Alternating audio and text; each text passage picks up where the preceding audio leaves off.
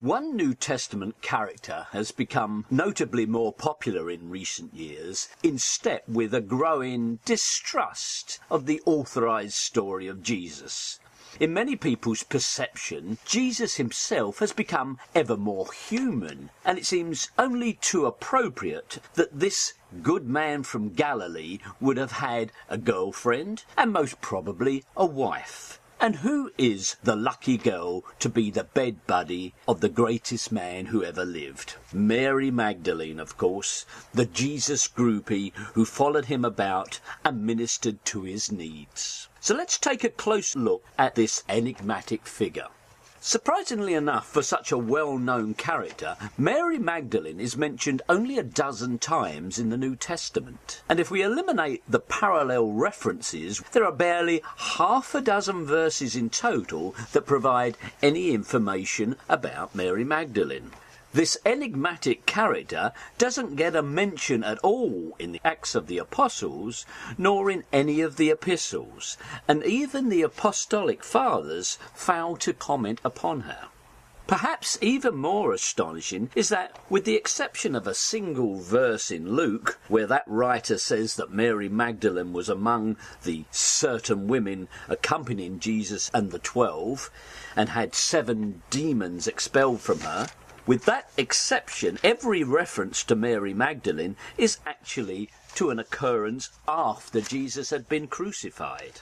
Let's consider this story chronologically. The earliest reference to Mary is in Mark, and that's towards the very end of his tale, where he tells us that Mary watched the crucifixion from a distance. She pops up again a few verses later when she watches Jesus being placed in a tomb. The third and final reference in Mark is where Mary and 2 other women return to the tomb and are confronted by an angel. They run off, afraid, and tell no one.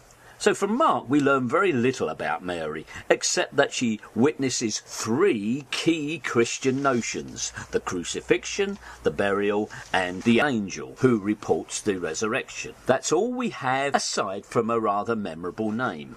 Matthew's 3 references to Mary add little to our knowledge and minimise her role by making her just one of the women who came from Galilee, one of the women who now follow the instruction to tell the disciples, and just one of the women who gets a greeting from the risen Jesus as they run off. The downgrading of Mary Magdalene continues in Luke's Gospel. She doesn't get a personal mention for witnessing the crucifixion or for witnessing the burial. And when she is credited with telling the disciples of the angel and the missing body, her words are described as idle tales, and Peter has to rush back to the tomb to confirm the story. Significantly, Mary neither alone nor with other women gets a greeting from the risen Jesus. Instead, Luke tells the story about the 2 disciples on the road to Emmaus. John's Gospel, as ever, tries to tidy up the mess. Mary is not only credited with watching the crucifixion, she is moved from afar to the foot of the cross. She isn't credited with watching the burial, but she does find the tomb open and runs to tell Peter.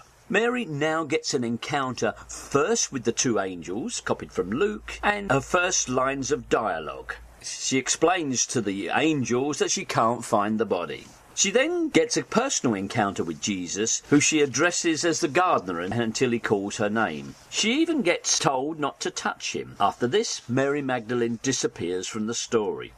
So what are we to make of all this? Well, the simple truth is that Mary Magdalene, or even worse, Mary of Magdala, is a deliberate misdirection on the part of the Church. The original Greek text refers to her as Mary the Magdalene. It is the feminine counterpart to Jesus the Nazarene. In the same way that Nazarene was distorted to suggest a resident of Nazareth, and so historicise a fable, so Magdalene has been distorted to suggest a resident of Magdala. But neither Nazareth nor Magdala even existed at this time. The town on the shores of Lake Galilee, later known as Magdala, was during the 1st century called Thyatira. This was a zealot stronghold and was destroyed during the Jewish war with Rome. It was later rebuilt as Magdala Nanaya, Tower of the Fishes. So the name Magdalene owes nothing to this town except by the hand of later invention. Magdalene, in fact, was a nickname or title, meaning something akin to tower, such as great or tall, and rather like Simon the Zealot or James the Just. But rather more interesting is the value of the name according to the rules of gematria, where each letter has a numerical value. The Magdalene equates to the number 153. A curious number, you might think, but it appears as a baffling riddle in John 21, where in a post-resurrection appearance, precisely 153 fish are caught. The number, like the name, has importance in notions of cosmic harmony. As in all these matters, we find its antecedents in Jewish prophetic scripture.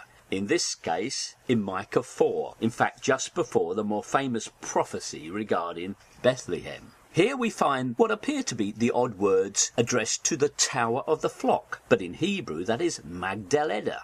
And here the person addressed is crying for a lost king or bridegroom. "Why are you crying?" asks the Lord, just as Jesus asks of Mary Magdalene in John 20. In Mary Magdalene we have in fact the goddess, the sacred feminine, the counterpart to the God Jesus. In the Gospels, her role has been truncated, the cosmic drama has been vulgarised, and it is presented as if it was an historical event. It may be scripture, but it isn't history, it isn't the truth, it's just more amazing rubbish from the New Testament.